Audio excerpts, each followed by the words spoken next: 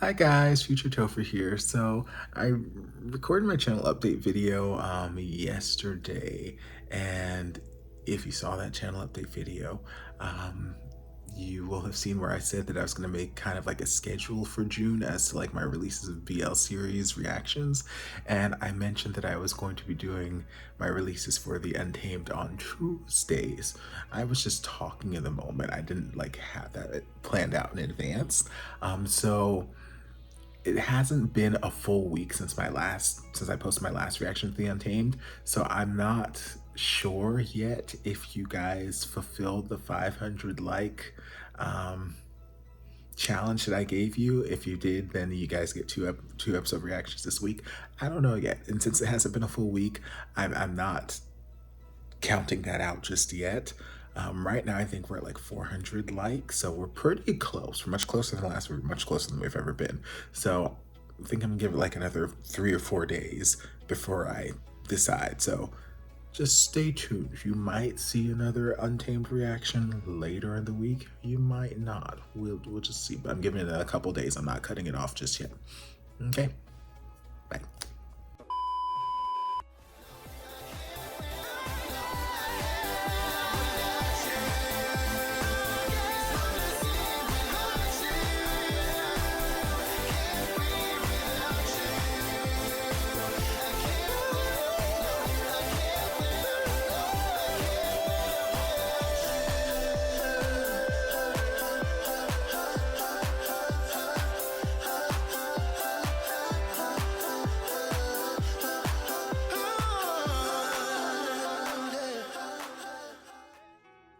Hello, hello, and welcome back to the channel. As most of you know, I'm Topher.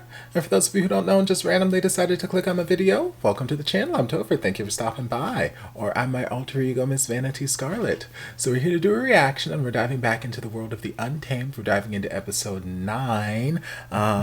It's not been a full week since I reacted to episode 8, or at least since I put up my reaction to episode 8. So I don't know if you guys completed the 500 like challenge or not. Future Topher will put up a banner or something here. If you did, then yeah, you guys can expect a second reaction to the Untamed sometime later this week, and if not, then we gotta wait until next week. But we're diving in. When we left off, our group was locked in the cave with the dancing fairy statue, and we had all the zombies, for lack of a better term right now, outside banging on the doors, trying to get in at our boys. So we're gonna dive in and see where these things go.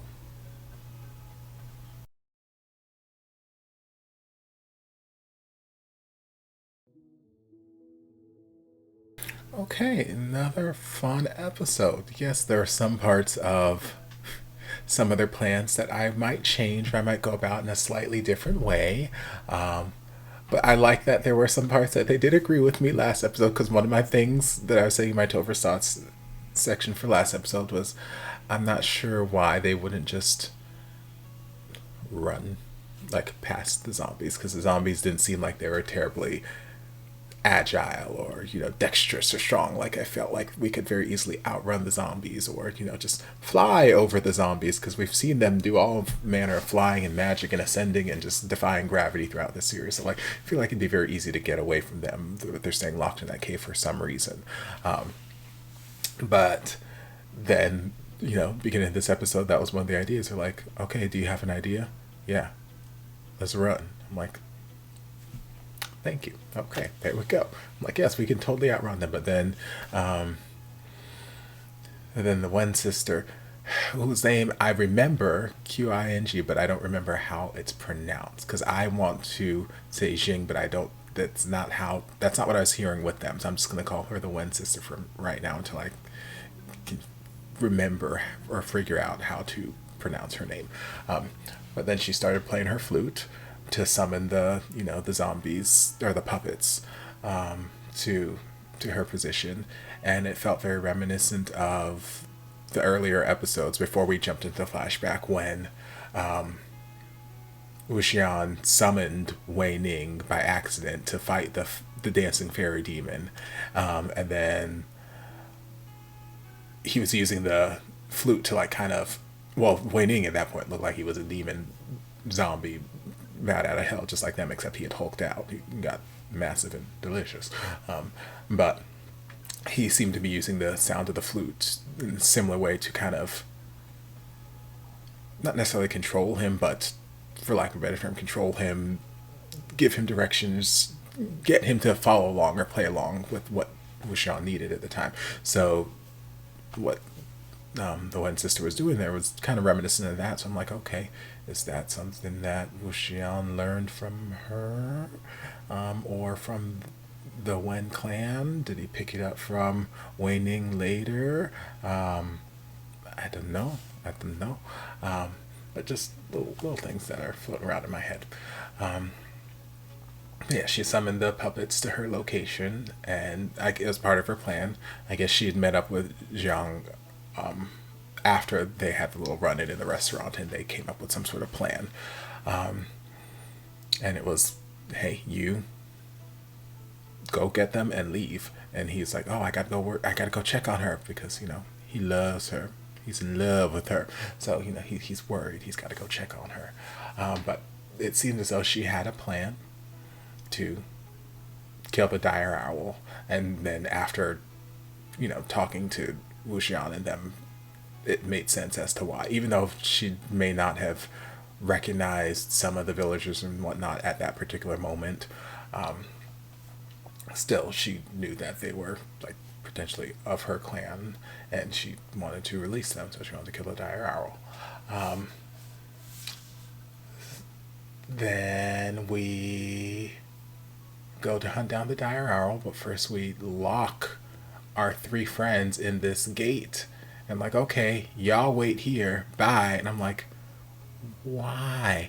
Why was that your solution? Why? You're very smart. I'm sure Wuxian had some reasoning because he is very intelligent. He is highly intelligent, both him and Lanshan. Super intelligent men. So there had to have been some reason, but in my head, my narrative, I'm like, why would you lock them in the cage? Why not use that energy to lock the zombies in the cage so that we will be safe and have the ability to flee if for whatever reason they wake up and break out of the cage? Not, hey, we're trapped in this cage, and once these zombies unfreeze, we're going to be surrounded by them. Don't know. But yes, we had that whole nice scene in the forest with the whole dire owl and the hallucinations. Very well shot. I love the camera work, love the use of the fog, kind of messing with their senses, and they had to just clear their mind and focus on not what their senses were telling them, and just push beyond that, push past that to, be able to fight this battle. And then for a second there, I thought Wuxian was captured. I'm like, baby, you're supposed to focus, but it was all part of his plan, because again, he is clever. He is very smart. He is very clever. And he's like, I'm going to let myself get caught so that I can strangle this bitch with my own bare hands. And that's what he did, apparently. I was expecting or hoping to see a crushed whatever. I mean, obviously we don't want to show any kind of animal cruelty on TV, but if this is the big mythical creature that we need to kill right now, we know we have to kill it. So we have to slay this thing. I was expecting a sword through the heart, or since I have it by the hand, something to indicate that, hey, it's dead. But it just looked like he was just sitting there holding him tenderly by the neck. I'm like, okay, it just feels like a Tuesday morning, but okay. And then the owl's dead. I'm like, oh, okay. Owl can't hang with me on Tuesdays, I guess. But whatever. Owl's dead. And then the other member of the Wen clan was like, oh, this is so useless. And he went back to the big head chief guy, and he's like, hey, I would have caught them if she didn't get in my way. And the chief's like, listen, if you had done what I asked you to, none of this she wouldn't have had to stop you. Of course she went to stop you because you was fucking around with her village and her family. Why didn't you go help this person over here like I told you to? Why didn't you go look for the yin iron like I told you to? You out here playing games. Yes, that's why your plan's not working. Now go do it. I fucking told you, boy. Maybe nicer words, but that was more or less the narrative I took up. And then there was a nice conversation between or a nice informative conversation between Wuxian, Lanzhan, and the Wen sister. Because, again, even though I kind of understood and I kind of felt that was a lot of her motivation with these last couple episodes, helping them out, because Wuxian did help save her brother and was so kind and so, warm and welcoming, a friend to her brother. She felt like some sort of debt needed to be settled or needed to pay him back. It's like, okay, you helped my brother, I helped you. Our debt's paid now. I can't help y'all anymore. I don't know nothing. I don't know nothing. I don't know nobody. I never heard of no Yin. What's that? I don't know nothing. But we did get a little bit more information about why the dancing fairy statue came to life in the first place and started snatching souls, where that piece of the yin iron that the Wen leader, where he got his piece from, and just gave her just more information, things to think about. Because like I said, I don't foresee her, from just these first like 8-9 episodes we're in right now, we've seen her kind of make this shift internally. And before, she was just here on this mission for her, boss. And now we're seeing her, okay, I'm helping the good guys. Yes, I'm doing it under the guise of, they helped my brother, so I'm helping them back, paying, an eye for an eye. But you can kind of see, it in her, where it's like, it's not just that. That's the excuse she's letting herself use. So when people ask her, but like, you can see in her, like, there's a genuine, even if she doesn't necessarily care for them, there's a genuine sort of concern, and I don't want to see them die yet, or like this, or anything like that. So I wouldn't be surprised if by the end of all of this, when it's all said and done, she was not, even if she's not completely on our main guy side, Wuxian side and all that kind of stuff, I could see her not being following the master man person.